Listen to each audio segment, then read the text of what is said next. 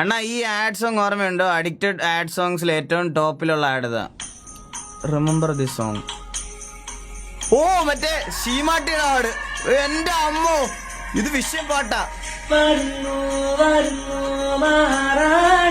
ഇത് ശീമാട്ടിയുടെ ആടല്ലേ? ഇത് ശീമാട്ടിയുടെ അല്ലേ ആണെന്ന് തോന്നല്ലേ?